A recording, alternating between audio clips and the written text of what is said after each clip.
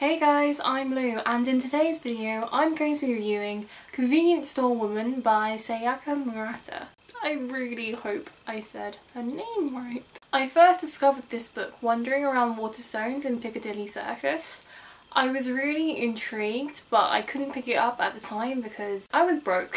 Fast forward a few months later and I saw this signed in foils yesterday, bought it, read it, within 24 hours. And now I'm reviewing it for you. This is some fast turnaround time I'm doing. This is a translated novel, so I was really fascinated as to how the author would sign it, and that's her signature. I love it. It's also a short book. My book is only 163 pages long, so there's no reason for you guys not to pick this book up. This book is nothing like I was expecting it to be. Not in a good or a bad way, it was just completely different and I liked it. For me, this book felt really quintessentially Japanese. Like, if you read or watch a lot of Japanese media, then you can sort of get a sense of their taste, and this book felt very much Japanese. I would describe this novel as a slice of life book about a 36-year-old single woman called Kiko. She works in a convenience store and you just see her life through her eyes. It is her journey to navigate society effectively to maintain her rights to privacy. From this book you get the sense that in Japanese culture, for women it is highly valued to be either a really successful career woman or to be a homemaker. Because Kiko is neither, she is constantly under scrutiny by her peers. The people in her life are constantly trying to fix her to become a better member of society.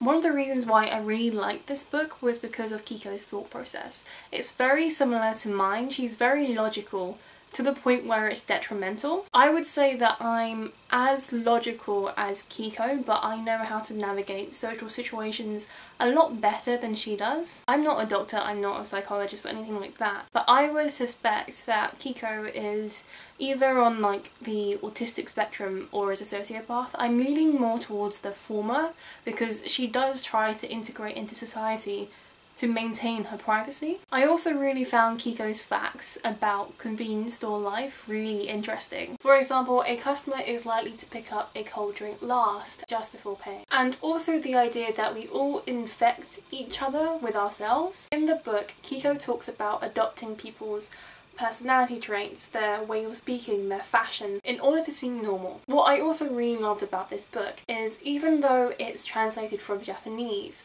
it still keeps quite a few Japanese words where you can easily infer what they mean. It just made it feel that much more Japanese. It was also really interesting to see the group mentality people have in Kiko's environment.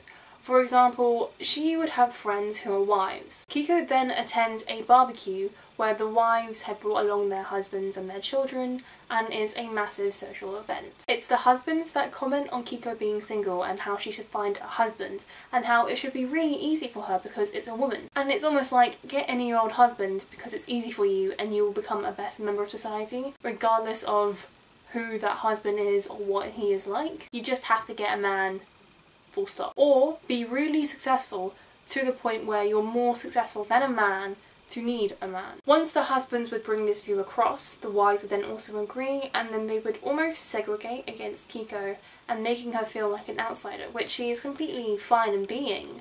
It's just, it then becomes that much harder for her to maintain her privacy if people are constantly wondering about what's going on in her life. This leads to Kiko attempting to try and fit in more just to maintain the sense of privacy. So stop having people being nosy onto her life and what's going on with her. It was really interesting to see the journey that Kiko does go on and the realization that she has in the end. Kiko was my favourite character. I really did like reading from her thought process. It was so refreshing to read someone who thinks virtually, not necessarily the same because she has some violent thoughts, but like quite similar to me because she's very observant and she picks up things about customers, and that's something that I do in my life but subconsciously, although I don't work with customers, the people in my life. I do want to say though that it is hard to connect to the characters. There is no place for you to feel empathy with them. It's just seeing the journey that Kiko goes on. And because it's a slice of knife,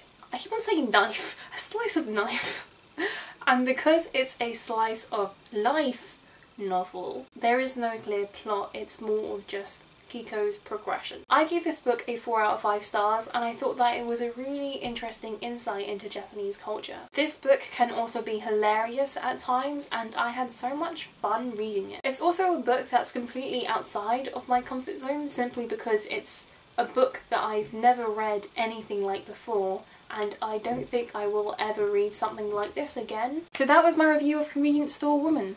Are you guys intrigued about this book? I'm really intrigued as to how it got published in English, because this book was originally published in 2016 and then it was published in 2018 in English, and it was a massive bestseller. Now I just want to know why this book as opposed to loads of other books. Don't forget to like and subscribe if you want to see more of me, and I hope to see you again soon. Bye!